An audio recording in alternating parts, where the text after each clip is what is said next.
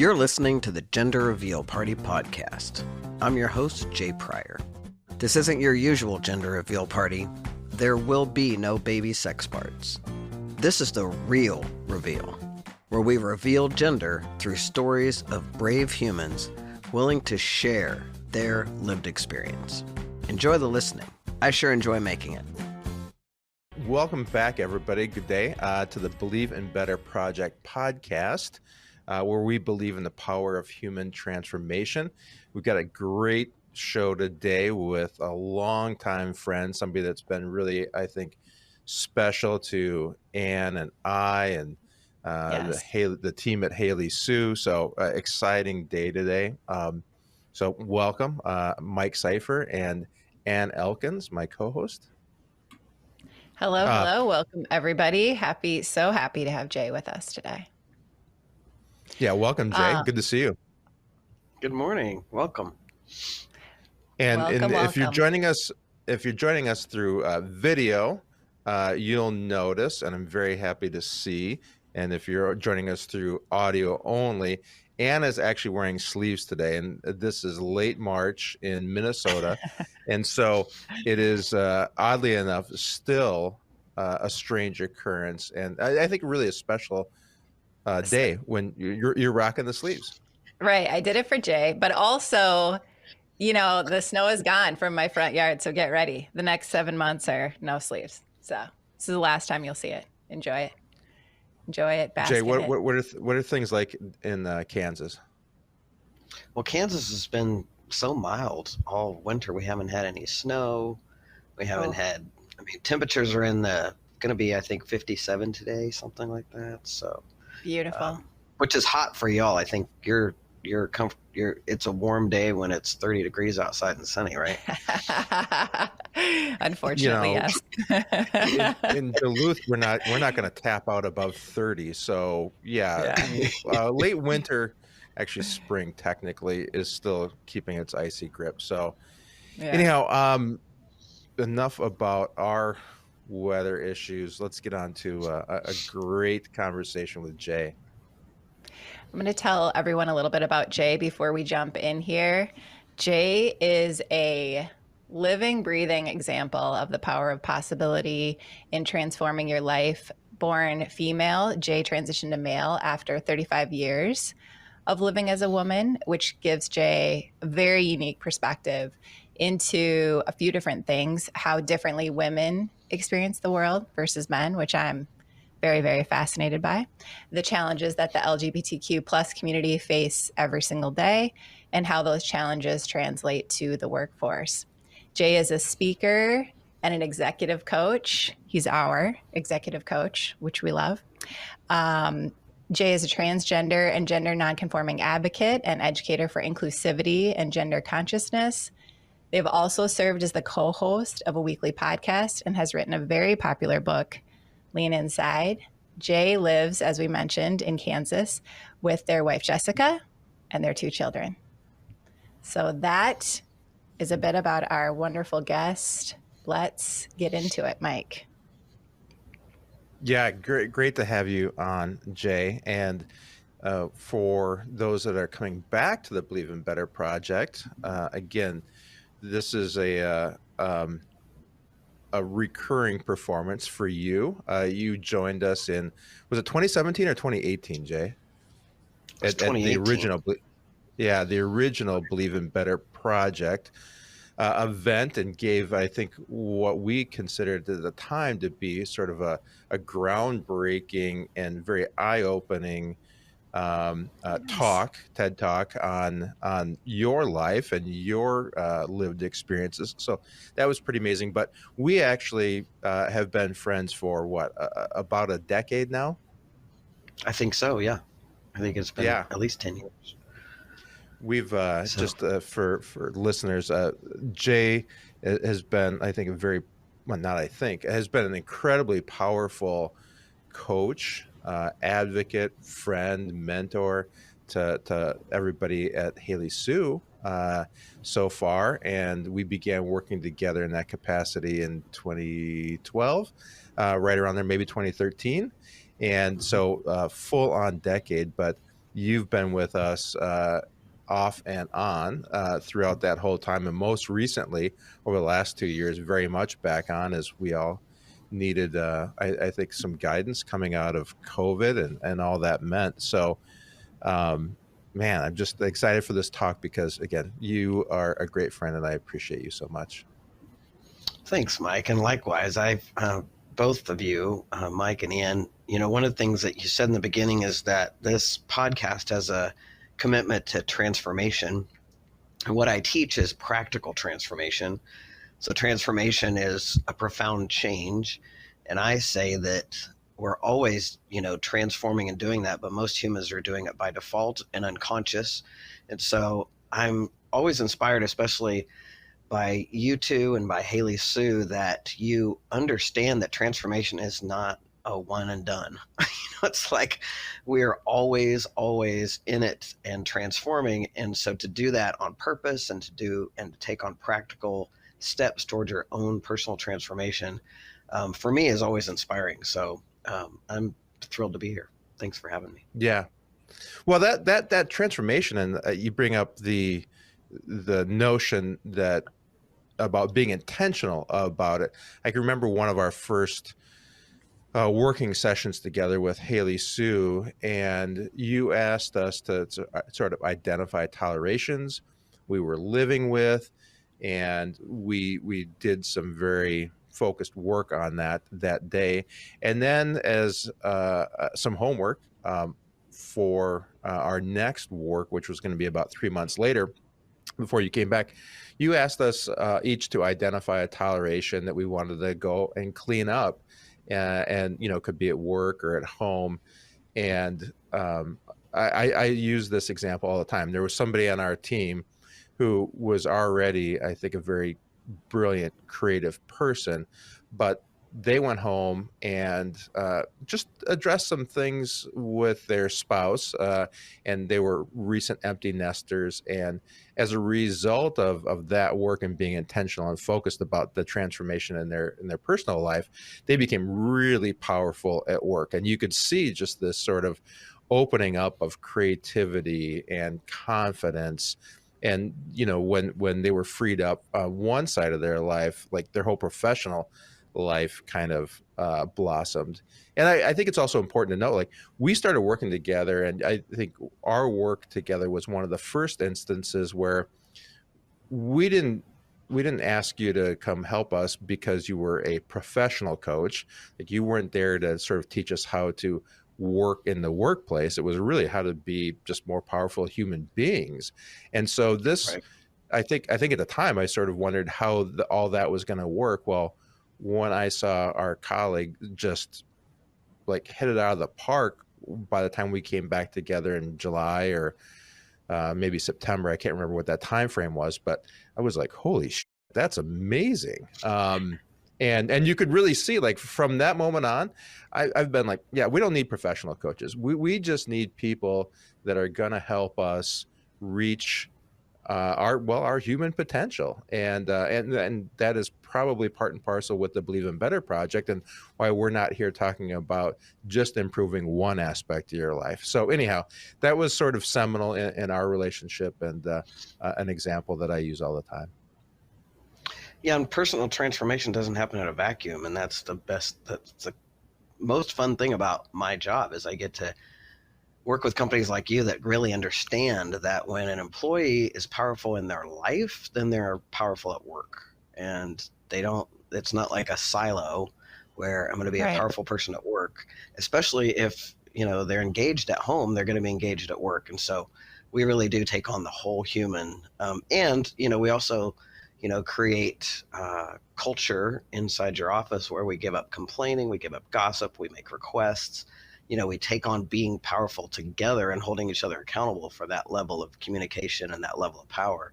And then it shows up everywhere. It's really incredible work. I feel so lucky and grateful that we get to have sort of an in-person refresh with Jay every year, and then, many coaching sessions throughout the year, because I just see the way our entire team responds to it. And it's pretty incredible. Yeah, and you have an incredible team too. I mean, part of that is really credit to y'all and how your retention is huge. You've got people who've been there a long time, and they keep on being willing to take themselves to the next level, and it's delightful. It is delightful as an executive coach to get to witness that and get to be a part of it. It is a lot of fun, and especially when you anchor our latest work against pretty heavy duty karaoke nights, where you not only spurred on, the best, spurred on, others to get up and that was fun. Put themselves out there. Like you let us off. You were in the number one spot. Give me any chance to with the microphone. It's. It was amazing. Yeah, probably my favorite. That was my double right off the bat. That was my favorite night in 5 years with Hailey Sault. That was my favorite night. So much fun. So much fun. It was a lot of fun. For everybody joining us, we had our team retreat in February, and Jay joined us, and we did some really good work during the day, and then we had some social time, and then dinner kind of came back together around some gratitude, and then oddly enough, just a rando total karaoke session broke out, and that went as late in terms of our team retreat as anything has ever gone. We had to it was like nobody wanted to stop. No one wanted to completely shut it down. So people kept coming back down from their rooms. It was great. Yeah. Yeah. We could do the whole pod on just the power of karaoke. Yeah, it was pretty great. Yeah. Yeah. I was going to say, Jay, I was just talking the other day actually about tolerations with my brother and sister-in-law. Can you explain that concept a little bit? Because I think that's for somebody who's looking to sort of step into transformation, it's such a broad, can be overwhelming topic. And I think tolerations are such an incredible way to break it down to sort of a bite size. Here's something you can do daily. Can you talk a little bit about that concept? Yeah, sure. And this concept I learned in my coaching school. And the idea is that as human beings, we put up with stuff. And the more stuff we put up with, the more energetically we are zapped. And so it may be something as small as, I in fact have this exact situation right now, that the light is on my filter on my refrigerator, that I need to change the water filter on my refrigerator. And it's something that tiny that every time I see it, I think, dang, I need to take care of that, right? So it's a little life suck, and it's a little taking me out of the present moment into what I got to think about something else. And so there's also big tolerations in people's lives, like, do you have your will done? Right. What's the big things in life that we have to plan and take care of? So tolerations are really managing. It's an energy management workout is one of the ways I kind of reframe it, is that we want to make sure that we want to be up to big things in our lives. And so we have to manage our energy. Sometimes people are a toleration. Sometimes setting a boundary with people that zap your energy and aren't focused in a way that, or who are committed to complaining and gossip. Sometimes we outgrow people in our lives. People become a toleration. Things become a toleration.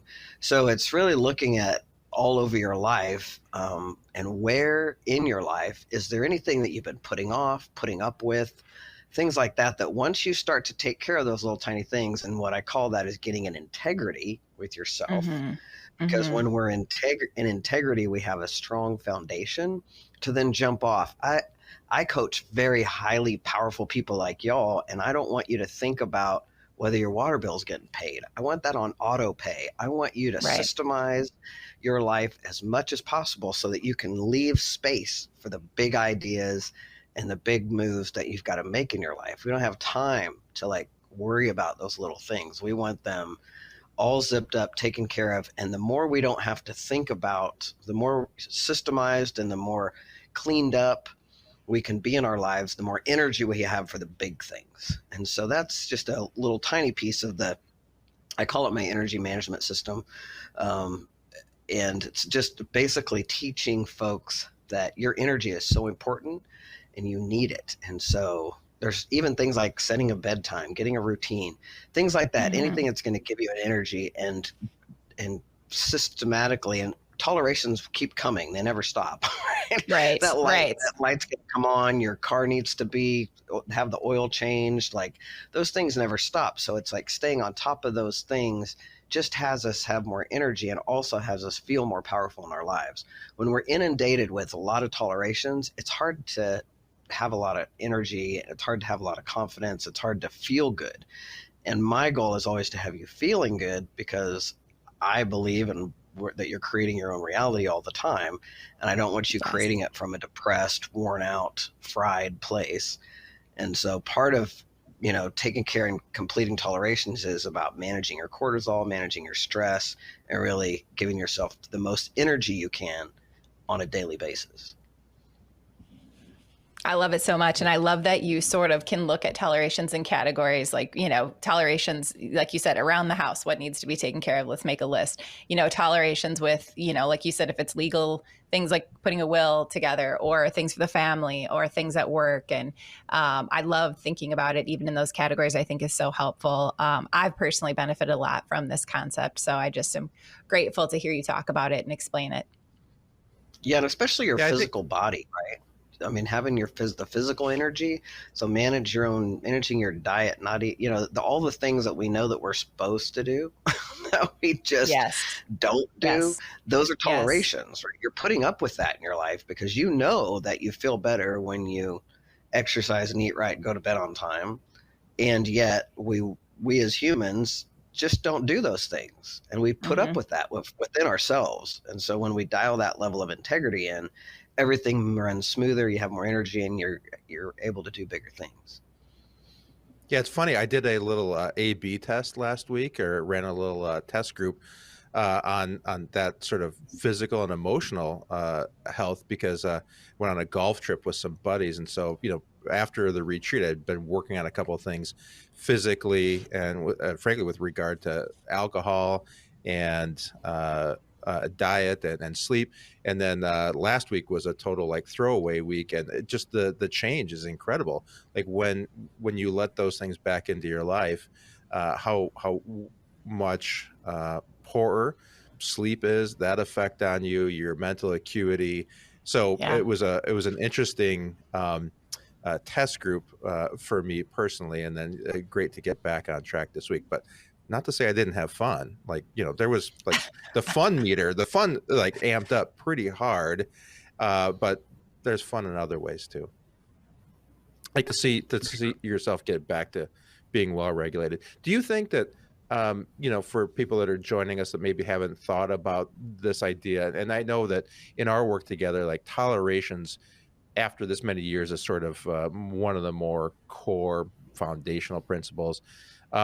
But it's like when you've got your system is running and you've got 10 tabs open and your system is running slow, right? Because, and in this case, the tolerations are all the other tabs you have open.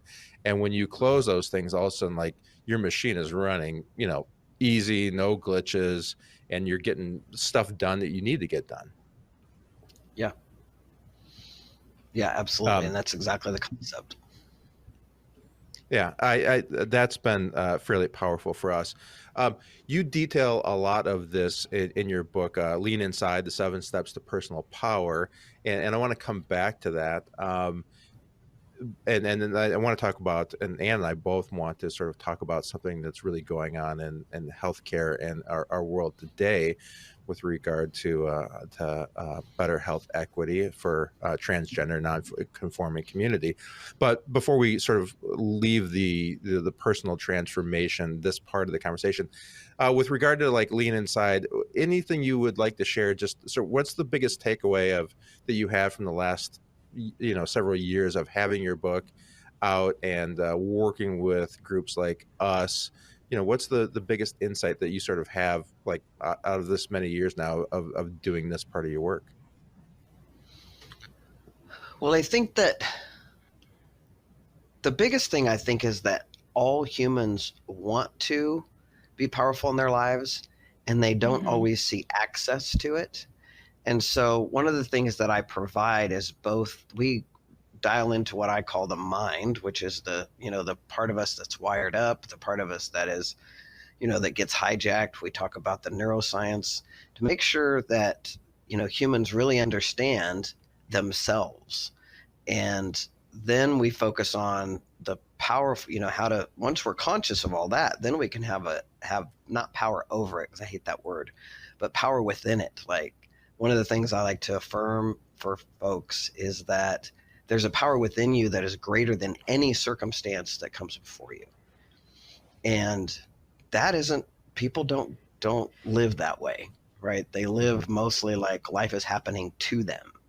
And so personal responsibility and being someone who says, I have a say in my life, is really the thing that I can give people pretty quickly, pretty fast. I can get people to see that they can build in that pause, that they can have something to say about what's going on in their life, rather than life is happening to me and I'm a victim, and so therefore I don't have any power. And so I think that the common theme, even with some of the highest paid executives I work with, is I don't have a say in how my life is going. And that is the bottom line. We have to really get, yes, you do. Yes, you do. Yes. Yeah. And it doesn't occur like you do sometimes. It really does seem like I don't have any control over this. And you have a say in how you be about it. Right? You have a say in how you behave. You have a say in your impact on others. And how, when we impact others in a powerful, positive way, the ripple effect is exponential. And so just getting people that concept of that, we call it, and we've done it so much with your crew, is that 100% response able, right? 100% responsible and or response able to respond to your life powerfully, rather than life is happening to me and I can't do anything about it. Yes. If as we've done this work, frankly, sometimes it's frustrating to see people that are sort of still wallowing in the, well, life's just happening to me and I don't have any control. I'm like, holy cow, like, yeah, you do. I mean, we have the benefit of having worked together for a decade and realizing that. But when you watch somebody else kind of going through it, like, you can't get them help fast enough. Yeah, it's true. And, one of the things that I do my best to do is to give people grace in that situation, because I've been somebody who felt victimized. And this is it's actually a pretty good segue into the trans piece. Trans people, transgender and non-binary humans feel victimized, and they're victims to a system, right? That's a systemic victimization. And so it's easy to focus on that. And what we train on, and what your crew knows, is what we focus on always expands. And so we have to focus on where we can make a difference, where we can move forward, and not focus on the areas where we're stuck, because that can work itself out if we can focus on a place, just locate ourselves in a place to be powerful. So giving people a lot of grace, but then also focusing them on what they do well, or just starts to begin to rock them out of that rut, right? Because those ruts, like grooves in our brain, are like wagon wheels through mud. It takes a lot sometimes to rock them out of that rut. But where we are able to do that is when we give them access to some new level of power they haven't seen before, some new level of focus they haven't seen before. And as a transgender, non-binary human, and I'll just jump into that, if that's okay. When I spoke at the Believe in Better Project, I had just gone off testosterone that July, so I'm schwitzing everywhere. I was sweating and crying for 6 months. Yeah. So now I've lived my life as a woman in business and as a man in business, and then now as a non-binary human in business, and I've had that. It feels like a privilege, like a luxury. It's such a gift that I have, that I have this insight into the way the world treats me differently. And for this conversation, more importantly, it gives me access to being an advocate, especially now that I'm an older gay. The young ones are coming out so young now, that I'm like a tranpaw. So every time we get together, we catch new terminology. I love it. It's Oh true. my God. Share a little bit. I mean, we've got about 15 minutes, but like share a little bit about, your life journey. And then we do want to talk about how health is sort of stymieing the ability for all humans to get care. So, but let, maybe talk a little bit about that journey Sure. through the earlier part of your life. Yeah, well, I was assigned female at birth. I like to say they looked at my genitals and said, "It's a girl." And they were, partially right. They named me Janet. I came out as a butch lesbian in 1985 after being a suicidal youth. I landed myself in a psychiatric unit. And in that psychiatric unit, it was actually the best thing that ever happened to me because, number one, I met my first butch lesbian and was like, oh my God, that's who I am. And for the first time in my life, I fit in. Like, for the first time in my life. And she's the first person that said to me, "Kid, there's nothing wrong with you. You're just gay." And I was in a psych unit with, schizophrenics and manic depressants and, all these people that were there for serious mental health issues. And I was suicidal because I was gay, right? And just couldn't imagine being a gay person and living a life. I thought I was a sexual deviant. I thought I was going to hell, like all of that. And so the other reason that it was the best thing ever happened to me is I learned in that psychiatric unit that how I be when I approach someone makes all the difference in how that interaction is going to go. And it got me fascinated with human beings, which I still love to study and work with humans. That's what I do. But so I started out as a young butch lesbian in 1985. And then by the time, I lived, I was out as a young butch, and then my dad died and wanted me to get my education. So I basically promised him on his deathbed I'd go back to school, but I didn't know any butch lesbians that had a higher education. We were all factory workers and blue collar workers. So I femmed up to go get my education. I grew my hair out. I put makeup on. I went back to being called Janet because I was going by Jay. I did all that, and it was all so didn't fit who I was. But I also got introduced to the transgender community after college. And when I was given the book Stone Butch Blues by Leslie Feinberg, which is a very powerful book, once again, I had that, oh, wow, I'm not the only one. And I also realized I was being inauthentic. So I threw out all my women clothes and cut my hair and went back to Jay and identified then as a TG Butch, which is transgender Butch at the time. Long story short, I ended up going to testosterone in 2001, I still identify as a gender queer. Then we didn't have the word non-binary, but I never took testosterone to be a man. I just took testosterone because I wanted the beard and I wanted to get rid of my breasts. And back in 1999, there was no such thing as transgender non-binary care. That didn't exist. And so I had to jump through the hoops. I went on testosterone and then was on testosterone. And I walked around as an undercover white guy for 18 years and then went off testosterone when the Me Too movement hit. And I was like, wait a minute, I'm a feminist, lesbian, separatist. I'm not even sure what I'm doing. So I went off testosterone. So I live as a non-binary human, but I've been an activist and an advocate for all that time. I literally sat on panels as a lesbian in the 80s saying, "Hi, my name is Janet and I'm a lesbian. Now you know one." Because back then people just didn't know us. And now I'm doing the same thing, only I'm transgender and now you know one. And I'm going to be out and advocate for my folks. And then the healthcare journey, it's so interesting because I moved back to Kansas in 2007.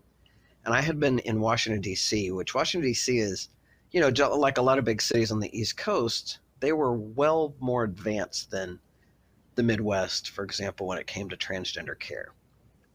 So when I moved back here in 2007, it took me 4 different times on the phone getting told flat out, we don't work with transgender people, before I could find a doctor that was just interested in having a conversation with me, and emailing my doctor back in DC to learn how to give me care. And by that time I'd been on testosterone for 7 years. There was nothing to do but check my blood once a year. I mean, it wasn't like I was asking for surgery or asking for HRT. So, that was 2007. And then we hit a place politically where things kind of, started to get different. And then in 2016, when he who shall not be named was elected, oddly enough, I had more people calling, because then I became the out person that everybody knew since 2001, because I'm out everywhere I go. I started coaching parents of trans kids that were just coming out like crazy and helping them try to access good health care. And now it's interesting, because now those parents, it seems like the generation of parents is different, because their parents are younger now. Now that I'm climbing up on the back of 60, parents are younger now, so they've got it together. And now I'm coaching grandparents who are trying to figure it out when their kids come out. But there's the two things with healthcare is, number one of the statistics that I know says that 63% of trans people who were suicidal before they had access to HRT, which is hormone replacement therapy, before they had access to good gender affirming care, if they were suicidal after they got access to hormones and access to that care, that statistic goes down to 3%. I mean, that is a huge statistic. We know it used to be 51%. Now the stat has changed to 49% of young trans people. Their suicidal ideation reduces by 49% just by calling them the right name and using the proper pronouns that they want. Wow.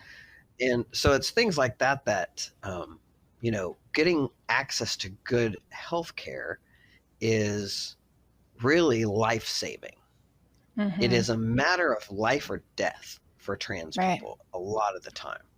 And so anything I can do to support and acknowledge trans people, and sometimes I've even taken young people escorted them to the doctor's office when they've been abused by other doctors, things like that, whatever it takes for me to be that advocate, because I'm old and nobody can hurt me. I can't do anything to me at this point. So it's really, the statistics are staggering around the way trans people are treated in hospital situations, in doctors' offices, everything from, there's a new movement in some really, really liberal places of taking out the word women when we're talking about women's care, right? We're talking about pap smears and gynecological care. Well, there's people who have bodies like mine, for example, that need to get that care that don't identify as women. And so just even giving us access through making things safer for us to go to,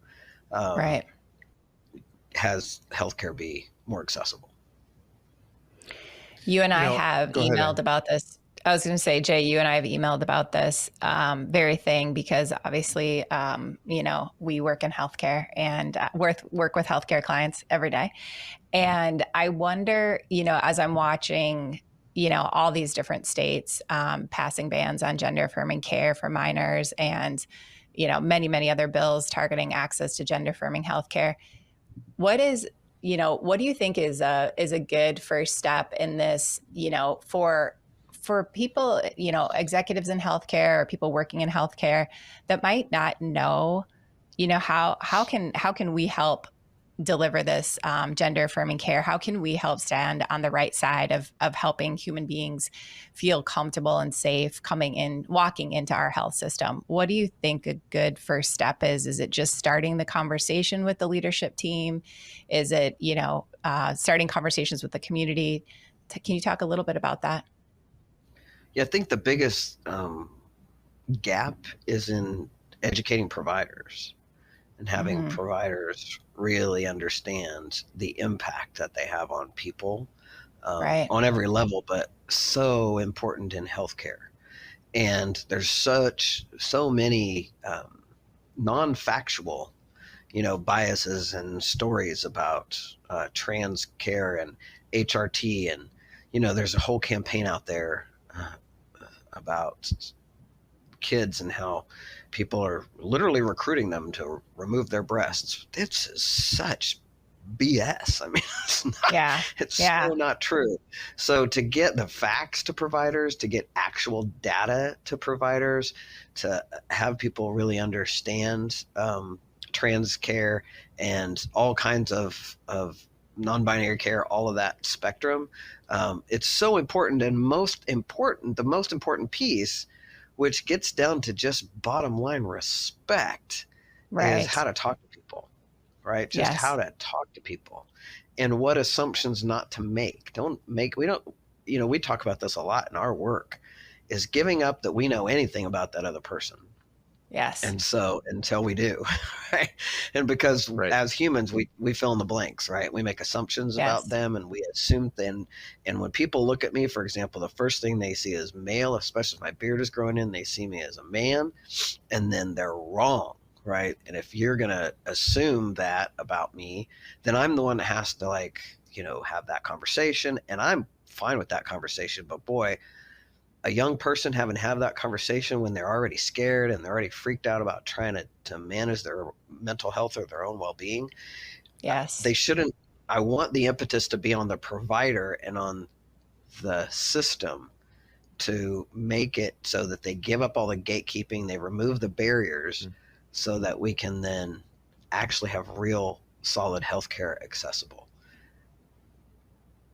Yeah, I think it's these stories that you've shared with us over the past couple of years, and even this last fall at the Minnesota conference, and again at our retreat, like the healthcare it's about humans, and so it needs to be depoliticized, demystified, everything when it comes to providing equitable care to everybody. And I'll just say that, not with regard to gender or race or anything like that. Just, man, there's a human in front of you. We have to have real conversations. We have to get to the heart of what you're experiencing. And it really doesn't matter, how you kind of come into that room, but you deserve the highest level of care. I mean, it's just human to human, and at its core, that's what healthcare should do.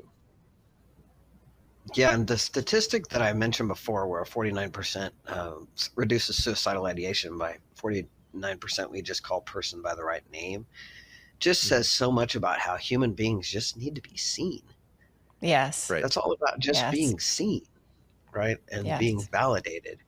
I think it was a couple of days ago, I'm not sure when this podcast will come out, so I'm not going to rank dates, but just a couple of days ago, the governor of Kentucky, and Kentucky is pretty conservative, vetoed a bill that would outlaw transgender care because he believes he understands that it would increase suicidal ideation in trans youth, and that was part of his decision.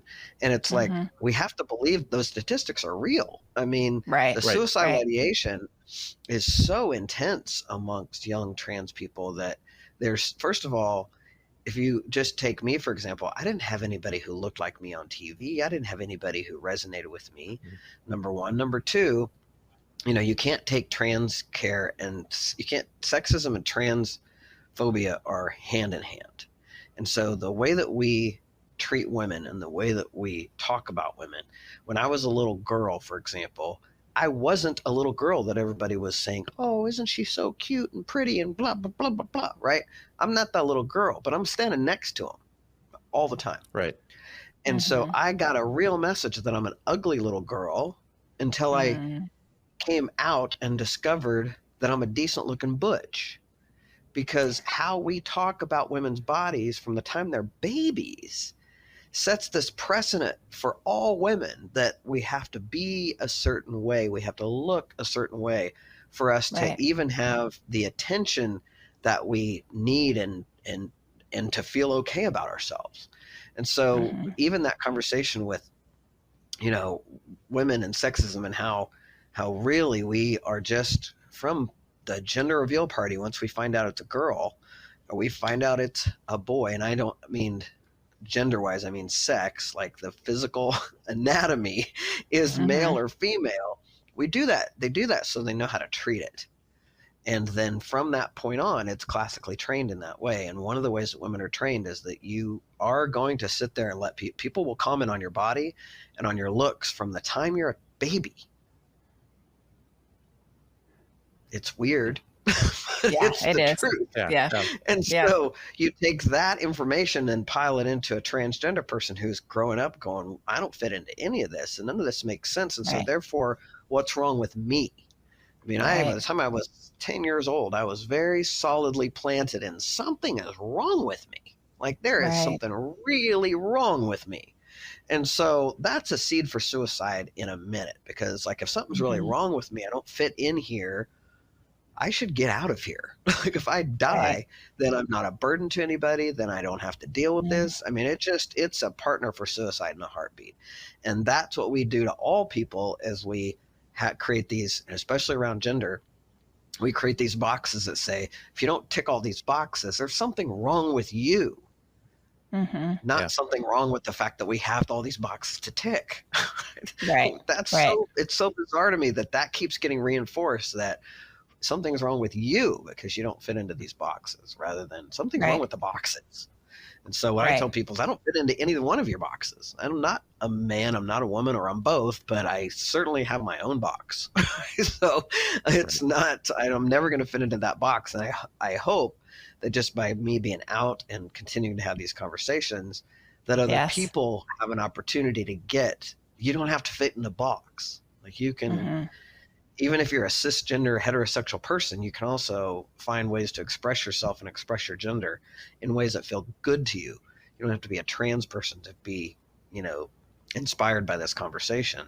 It means freedom for everybody. Yeah. Wow. Well, that's pretty powerful, Jay. Very powerful.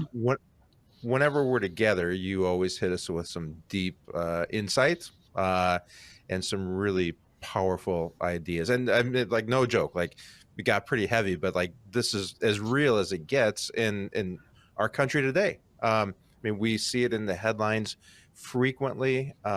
We know that we are bifurcating care and segmenting it, and there's these challenges, and you've been able to sort of bring the conversation to the top in many instances. Again, you spoke at the Minnesota Health and Strategy Communicators Conference last fall, our work together, the Believe in Better project. And so what is, as we sort of kind of bring this part to a close, what are you working on the most today? Is it just advocacy, speaking on this the most, mentoring other people? What's the most important thing you're doing with it today? Well, I always say that I create conscious leaders. And so I create conscious leaders through my transformational work. The more conscious you are of yourself and your own impact on other people, the more you're going to be, you have an awareness of what's my impact on people. And then inside of that, I'm always coming out, always coming out, always coming out. And I do trainings. I do the Trans 101 training. And where I like to focus the most is in that diversity, equity, and belonging. It's the belonging conversation that where my work comes out the most, because, if you are creating a workspace, a work environment where everyone belongs, then you're already, taking care of that diversity, equity, and inclusion. The belonging piece is like so important. And so I do all of that work leads to, I hope, people and humans becoming aware of both, transgender, non-binary humans and how we exist and how we are just among you all the time, whether you like it or not, whether you know it or not. We're here. Right. And also with an eye on that, practical transformation and personal awareness, because the more conscious I can make people, the safer they are for me and my people. I know that when I'm creating conscious leaders, then they're going to be people, they're going to go out and create safe spaces for me and for trans and non-binary humans. Well, you're great at it. You've had a huge impact on us. Thanks for joining us today. For everybody joining us online, you can find Jay at jpryorconsulting.com. They've again spoken at the Believe in Better Project and are on the BelieveInBetterProject.com websites. You can find Jay's book, Lean Inside, 7 Steps to Personal Power, online. And are you still co-hosting the podcast, the weekly podcast, Yes. Doing the Work? Yeah, it's not weekly anymore. That's a lot of work to do a weekly podcast. It's not weekly anymore, but we have so many episodes out there that if you haven't listened, haven't tuned in, it's the Gender Reveal Party podcast. And you can find that at thegenderrevealparty.com, or you can find the Gender Reveal Party podcast wherever you get your podcasts, at Spotify or iTunes or any of those places. And we really focus on telling stories of lived experience of humans like me who don't fit into the box. And there are a few guests that, work inside the organization where, they're supporting trans people that are, trying to work out things in states like Texas, where parents are literally can be prosecuted if they support their kids in their gender affirming care. Places like that. So we have a few, people like that. I always believe that I have to stay in my lane and do what I do powerfully, because if I think about all that out there, I could be depressed and sad all the time and mad. Oh yeah. And so I stay in my lane and I do what I can, which is I want to be positive. My goal is to love the transphobia out of humans. And so I do my best and stay in my lane in that way, trusting that there are really smart people out there who are handling the rest. Because otherwise it hurts my feelings too much to get up all on that. Yeah. I can't do it. Yeah. So, yeah. Well, I'm so grateful for you. You have opened my eyes and impacted me deeply personally, but also just, helped us, empower us, and open our eyes professionally with health equity, and helping us be smarter and better equipped to have those conversations. So I'm so grateful and thankful to be a part of this conversation with you, Jay. That's my joy. I appreciate it. Yeah. Thanks for being with us. Yeah. And as always, we're super grateful for you. Yeah. Right back. Same. Okay. Well, thanks for joining us on the Believe in Better Project podcast today. You can find us on Apple and Spotify, or the BelieveInBetterProject.com. And we'll look forward to seeing you again in a couple of weeks. Hey, thanks for listening to the Gender Reveal Party podcast. I hope you loved it. And if you did, would you take a second and go do all the things like subscribe, rate, review, tell all your friends? Apparently, if you do that, the podcast platforms are more likely to share it. And if you think these stories are important, please take 3 minutes to just go do that. I'd really appreciate it. Also, I'd love to connect with you on social. On Instagram and Facebook, I'm at the Gender Reveal Party, and on Twitter, I'm at Pryor J. It's a real joy and privilege to bring you this podcast. Come back soon. Love you, bye.